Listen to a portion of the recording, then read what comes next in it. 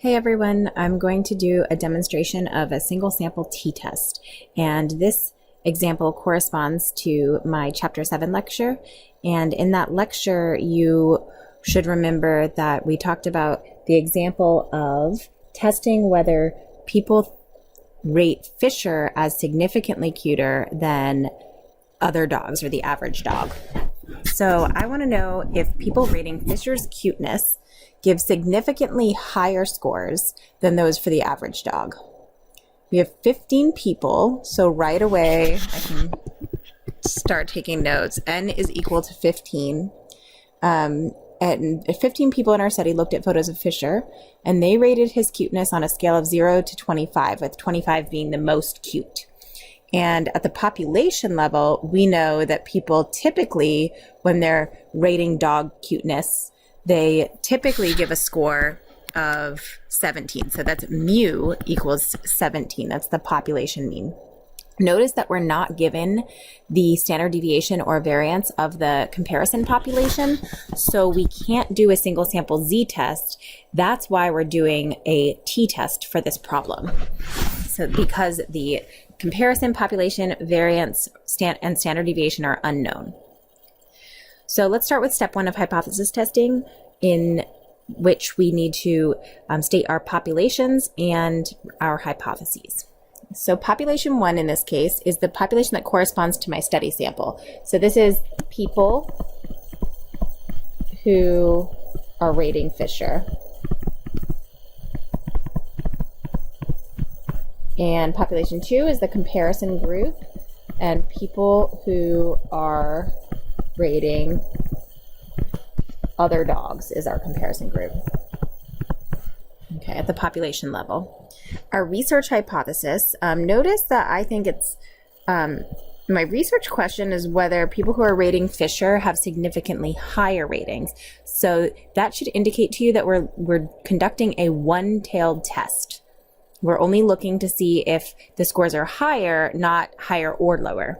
So our research hypothesis in this case is that scores for POP1 be higher than scores for POP2. I'm using shorthand. And then the null hypothesis, remember, needs to be exactly the opposite. So scores for POP1 will be lower than or equal to scores for POP2. And that's technically, I should be adding on average. So on average, the score.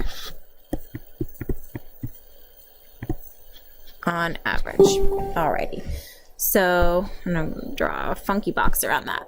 Alrighty, so this is all of our information for step 1.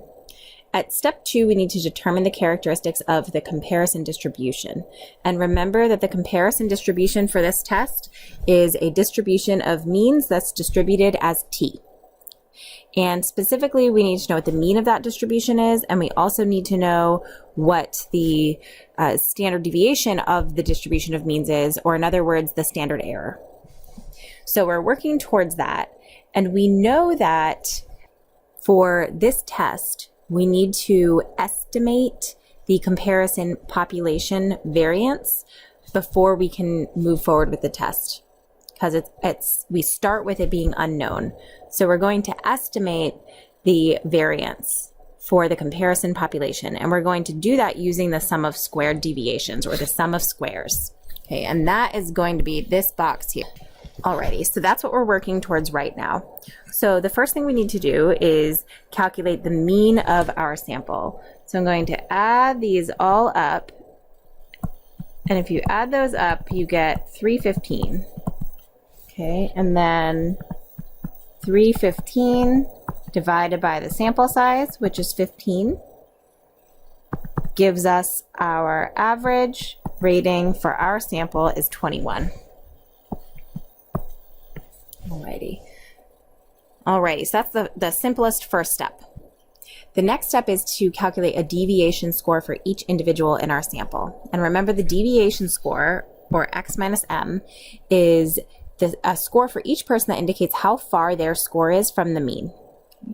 So if person 1 has an X value or a score of 24, then their deviation score is 24 minus 21, the mean, is positive 3. Okay, let's just do another one. So 17 minus 21. So you notice here that 17 is less than average or below average for our sample. So we're going to end up with a negative deviation score for person 2, and specifically it's going to be negative 4. Okay, so you could move forward just like that until you complete all the deviation scores for the sample. And you can compare your values to what I have here. Next, we move on to the third column, and this is to calculate squared deviations for each individual. So the squared deviation is just what it sounds. It is the square of the deviation. So for person 1, I have 3 by 3 equals 9. For person 2, I have negative 4 by negative 4 equals positive 16. Remember that the squares should always be positive. A negative times a negative is a positive, and a positive times a positive is a positive. So all of the values in this third column should be positive values. I've mentioned before, but some calculators will spit out a negative value. For example, this one I just calculated, your calculator might tell you that that value is negative 16. So you're responsible for knowing that it must be a positive value. Alrighty, so you could continue just like that until you have a squared deviation score for each individual. And then finally, remember we're working towards the sum of squares, so we need to sum up this entire column. So if we take the sum of all of these values, you get a value of exactly 80. Okay, so the sum of squared deviations, or the sum of squares for this test, is equal to 80. Alrighty, now we're moving on to some formulas here.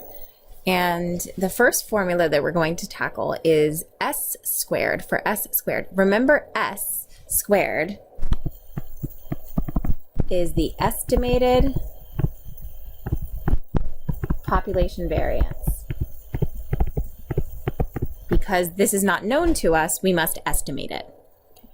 And if you look at this formula, the numerator here is just, if you break it down, that big sigma is the sum of, and then what are we summing? You see x minus m squared, so sum of squared deviations, right, in the numerator, and then we're dividing by n minus 1. So what goes in the numerator?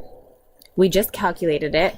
The sum of squares for this example is 80. Our n is 15, so n minus 1 is 14.